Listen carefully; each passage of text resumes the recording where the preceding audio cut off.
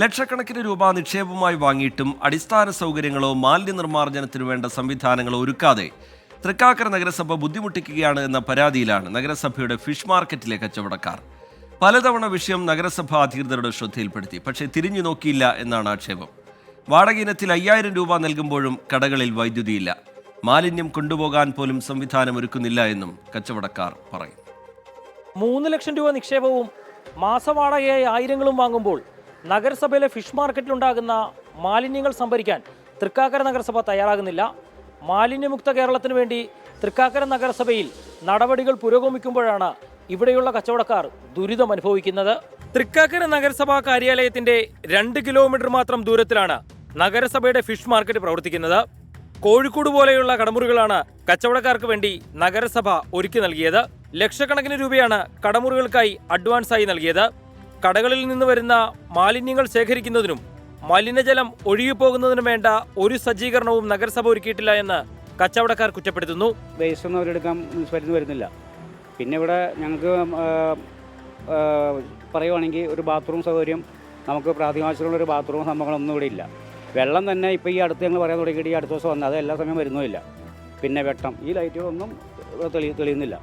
Waste കൊണ്ടുപോകുന്നില്ല. പിന്നെ റൂമുകൾക്കാണ് ഇവിടെ കൊടുത്തതിൽ ഭയങ്കര തിരിമുറി നടന്നിട്ടുണ്ട്. ഞങ്ങൾക്ക് ഇവിടെ കച്ചവടം ചെയ്യുന്നതുകൊണ്ട് ഇപ്പോൾ 40-45 വർഷമായി. വലുതും ചെറുതുമായ കടമുറികൾ ഉണ്ടെങ്കിലും എല്ലാത്തിനും ഒരേ വാടക നിശ്ചയിച്ചതിലും കടമുറികൾ അനുവദിച്ചു നൽകിയതിലും വലിയ അഴിമതി നടന്നുവെന്നാണ് കച്ചവടക്കാരുടെ ആരോപണം. നഗരസഭ ഒരുക്കി നൽകേണ്ട സൗകര്യങ്ങൾ ഒരുക്കി നൽകാതെ ഹെൽത്ത് വിഭാഗത്തിലെ ഉദ്യോഗസ്ഥർ കടകളിലെത്തി നിരന്തരം ശല്യമുണ്ടാക്കുന്നതായും കച്ചവടക്കാർ പറയുന്നു. ഇങ്ങനെ കച്ചവടക്കാരെ പേടിപ്പിച്ച് നടക്കുന്ന ഹെൽത്ത് വിഭാഗത്തിലെ ഒരു ഉദ്യോഗസ്ഥന്റെ കൈക്കൂലി വാങ്ങിയ വീഡിയോയാണ് കഴിഞ്ഞ ദിവസം പുറത്തു വന്നത്. ഒരു തരത്തിലും കടകൾ നടത്തിക്കൊണ്ടുപോകാൻ സാധിക്കാത്ത അവസ്ഥയാണെന്ന് കച്ചവടക്കാർ.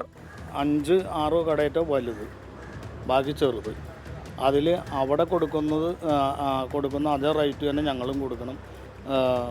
വാടകയും ഡിപ്പോസിറ്റും എല്ലാം ഒരേപോലെയാണ്. അപ്പം പിന്നെ ഇതാണെന്ന് വെച്ചാൽ ഒരു സുരക്ഷയെന്ന് പറയുന്ന സംഭവം ഇവിടെ ഇല്ല. എല്ലാ വാഹനങ്ങളും ഇതിൻ്റെ ഉള്ളിൽ കൂടിയാണ് പോകുന്നത്. അപ്പോൾ അങ്ങനെ അത് പിന്നെ ബാത്റൂമില്ല. ഈ ലൈറ്റ് എന്ന് പറഞ്ഞാൽ അന്നത്തെ കത്തിയതാണ്. ഉദ്ഘാടനത്തിൻ്റെ അന്നത്തെ കത്തി, പിന്നെ ഇന്ന് വരെ ഇത് കത്തിയിട്ടില്ല.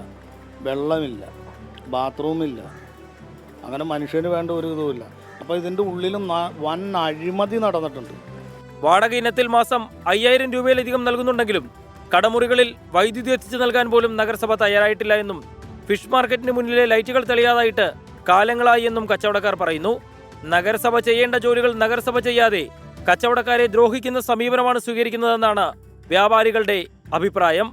എസ് ശ്യാംകുമാർ, 24, കൊച്ചി. പൊതുജനം കഴുതയല്ല സാർ.